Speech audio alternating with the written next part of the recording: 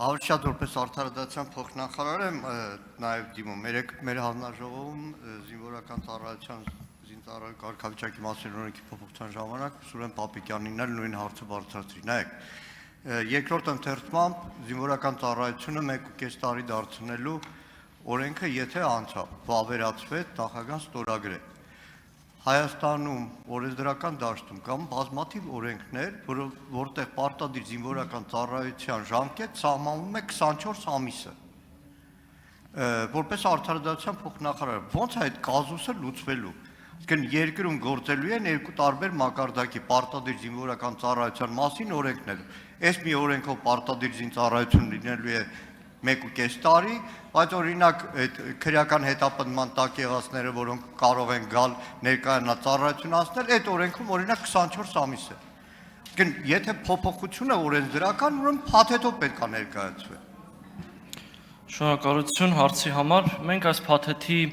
ուսումնասիրության ժամանակ, երբ որ տրամադրել ենք եզրակացություն, իմ տեղեկություններով նման հակասություններ չենք հայտնաբերել։ Եթե որևէ օրենքում հղում է կատարում զինվորական ծառայության ժամկետին, ապա կիրառվում է հիմնական մայր օրենքում, այսինքն զինվորական ծառայության զինծառայողի կարգավիճակի մասին օրենքում սահմանված ժամկետը։ Այնուամենայնիվ, պարոն Մանուկյան, եթե ինչ որ միտեղ արկա լինի առերևույթ հակասություն այս օրենքի եւ այլ օրենքների միջև, ապա համաձայն նորմատիվ իրավական ակտերի մասին օրենքի դրույթների կոլիզիաների դեպքում գործելու է այս փոփոխությամբ նախատեսված կարգավորումը։ Շնորհակալություն։ Արձագանք։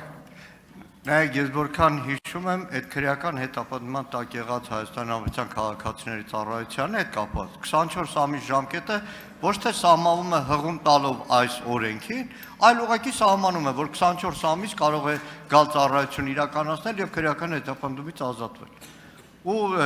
նաև բազմաթիվ այլ օրենքներ կան։ Ամբողջ հարցը ինչի են բարձրաձայնում։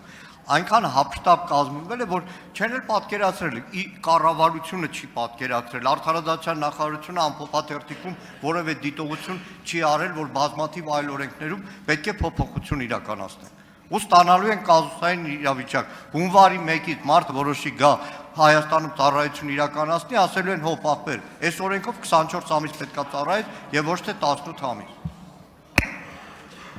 Շնորհակալություն, արձագանքեմ, նշեցի ամեն դեպքում, որ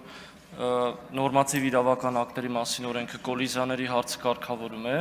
բայց այնուամենայնիվ, եթե չեմ սխալվում, այս կարգավորումը գործելու է բնականաբար գարնանային զորակոչից սկսած եւ մեր պաշտպանության նախարարության գործընկերները կարծում եմ ժամանակ ունեն, եթե